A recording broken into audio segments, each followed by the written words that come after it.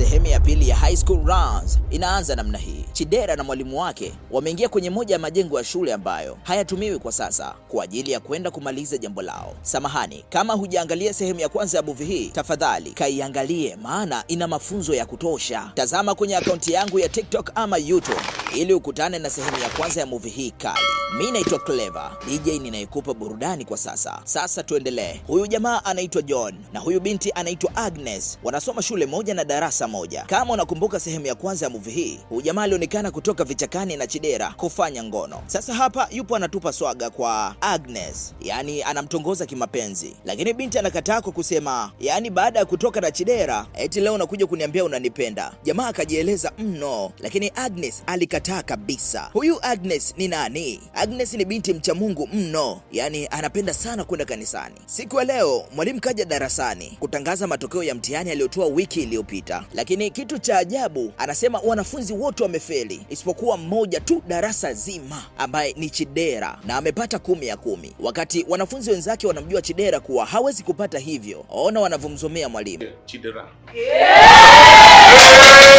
Baada ya hapo Agnes na rafiki yake wakawa wanajiuliza maswali. Imekuwaje mpaka Chidera apate 10 chini ya 10, alafu sisi tufeli kabisa? Huyu rafiki wa Agnes akasema, mimi nitamfuata Chidera anielekeze jinsi alivyofanya yale maswali. Mwalimu baada ya kufanya hilo tukio la kuwafelisha wanafunzi, akawa anamwambia Chidera, nitahakikisha unakuwa namba 1 kwenye hii shule. Kwa hiyo mwalimu, mtihani ujao si nitafaulu, si ndio? Kwa nini usifaulu? Lazima nihakikishe unafaulu. Mimi ndo mwenye uwezo wa kumfelisha au kumfanyia mwanafunzi afaulu kwenye hii shule, lakini wewe nitakufanyia mpango mpaka ufaulu, ila hakikisha usiku wa leo tunaonana. Sawa mwalimu. Chidera akaondoka. Rafiki wa Agnes baada ya kutoka shule akawa anamuwahi Chidera ili amwambie aliwezaje kupata 10 ya 10 kwenye ule mtihani. Chidera akakataa kabisa. Basi nisaidie huo mtihani wako tuliofanya ili niangalie mwenyewe. Chidera bado aligoma na kuondoka zake. Chidera huko mtaani jina lake la ustaa wanamuita Dera for sure. Sasa wanaume wanakuja hadi nyumbani kwa kina Chidera na kumkuta mama yake Chidera. Mama, nimekuja kumuulizia Dera for sure. Dera for sure, si ndio? Sawa, yupo ndani, ngoja nikakuitie. Mama akaingia ndani.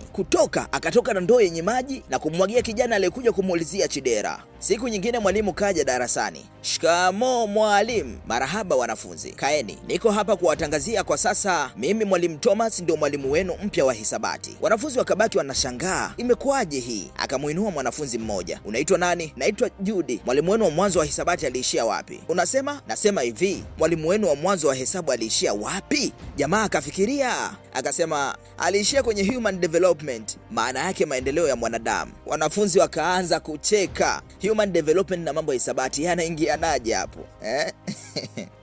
Siku ya leo Chidera na yeye akaamua kwenda kwa kina Agnes kujisomea hisabati, lakini mama Agnes akamfukuza kwa sababu Chidera ana tabia mbovu hapo mtaani. Chidera moja kwa moja kaenda kumwelezea mama yake alichofanywa na mama Agnes. Si unajua mzazi ni mzazi bana. Mama Chidera akaenda kugombezana na mama Agnes na kuweka ahadi kuwa lazima mama Agnes atalipa kwa alichokifanya kwa Chidera. Jamaa bado anaendelea kumwaga swaga kwa Agnes, lakini Agnes anamwambia, kwa nini unaendelea kunifuatafuata?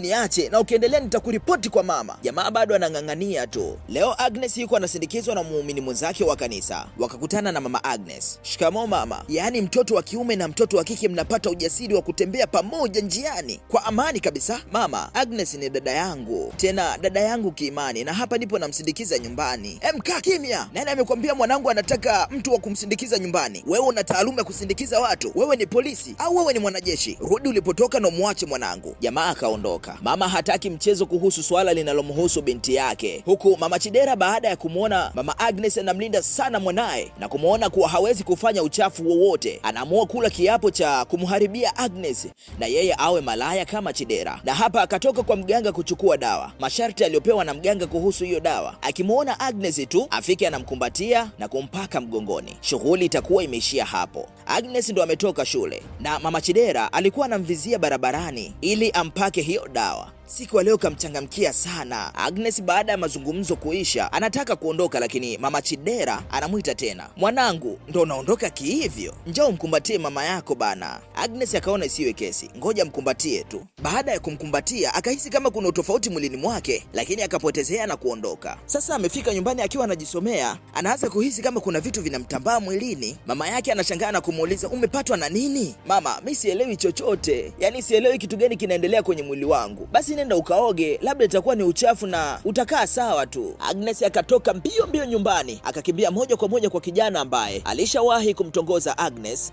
lakini Agnes alimkataa. Leo anamfuata na kumwambia kuwa amemkubalia na anataka afanye naye mapenzi chap chap hata kwenye vichaka. Jamaa akaona isiwe kesi, dodo si ndio hili bana. Wakazama ndani ya kijumba. Baada ya masaa kadhaa Agnes anarudi nyumbani akiwa anachechemea. Mama anamuuliza, umepatwa na nini? Hamna mama, wakati nilivyokuwa nakimbia nilidondoka, kwa hiyo nitakaa vizuri tu. Basi twende hospitali tujue kama kuna mahali umevunjika. Hapana mama, usijali. Huyo kijana kama unamkumbuka anaitwa John, na yeye alishawahi kumtongoza Agnes, lakini Agnes alimkataa, lakini leo akamkubali tena, anataka wafanye mapenzi hata kwenye majengo ya shule. Alivyotoka shule, kabla hajafika nyumbani, akakutana na yule kijana wa mwanzo aliyekutana naye kimapenzi.